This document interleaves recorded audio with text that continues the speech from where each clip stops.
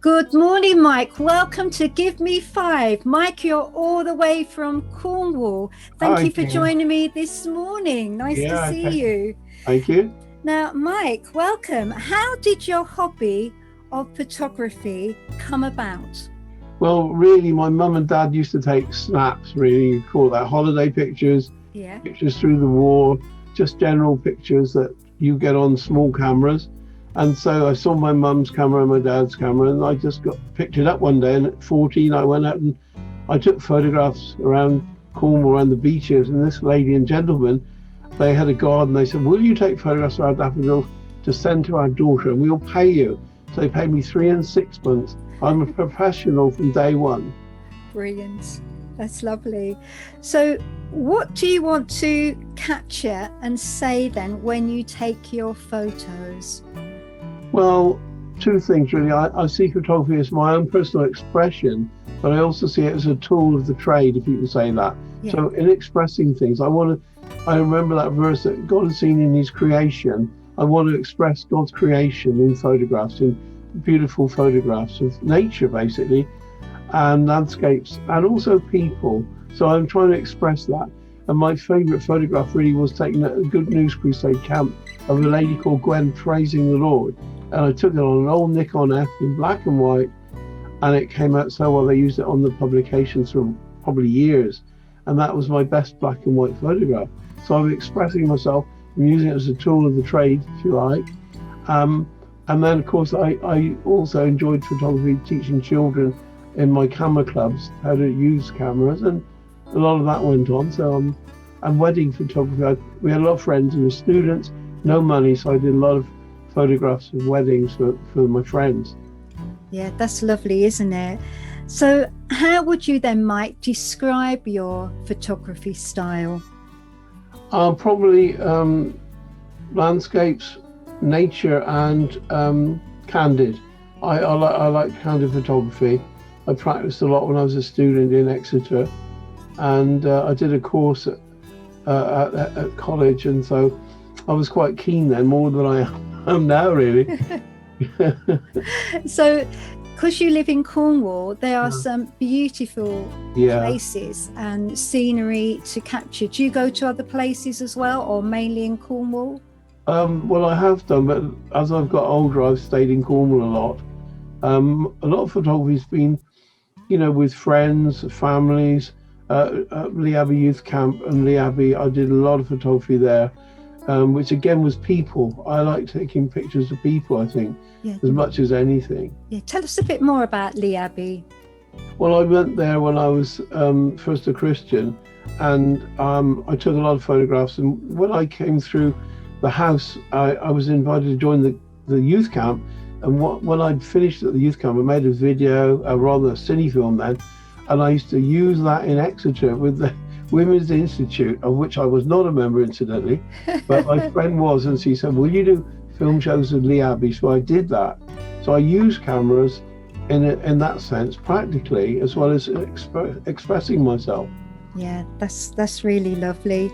So what is the most rewarding part, would you say, for you being a photographer, Mike?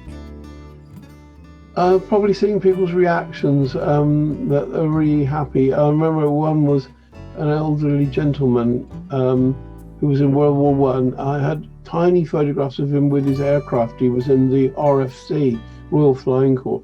I re-photographed his tiny photographs, blew them up and sepia toned them, and they were framed on his mantelpiece. And it looked like it was original photography from World War One. So that really thrilled him and his family, and it did me. And that was my favourite sort of reward, if you can say, in that context. Yeah, that's really lovely, isn't it? Like that. Yeah. And what would you say then for you, film or digital? Yeah, sorry, I'm interrupting you. Or what? Sorry. Or would you say any tips for budding photographers out there? I'm dyed-in-the-wool black and white photographer. I've got a dark room. I love black and white, and I like colour, but digital has never taken off with me, other than it's convenient and cheap. Yeah. I've never really been excited about it. I like the quality of black and white and the old film, the grainy photographs of, you know, when it was low light and all sorts of effects you can get. And so digital for me, and I'm not using the computer to manipulate the images. So really it's still for me, ye olde world of black and white. Yeah. Yeah. There's something nice about black and white photos, actually, isn't there, as well as the coloured ones. You can get a lot of scope in your photography that way as well. So what about top tips, you know, because a lot of people go on holiday, they want to take some really nice pictures or capture nice pictures. Yeah. What would you say to help people? Top tips? Well, it's quite easy today, really, because when I was doing it, you carried a camera, bodies and lenses that weighed a ton.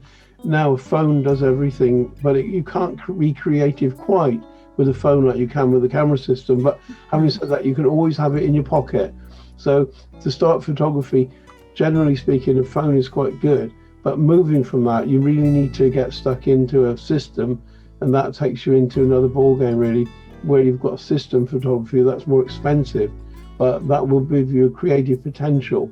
Yeah. Much more, I think. Yeah. Me. And of course, there are courses that people can go on as well. Yeah, that's right. That's the best thing. I did 2 courses, helped me a lot. One was Mr. Bloodworth. He was an ex-police photographer. Yeah. He was amazing, the things he could tell you, and it was quite anecdotal, and it's funny as well at times. So yeah, I did learn a lot from professionals. Yeah. But I think you pick it up as you go along and start basically. Don't get a complicated camera.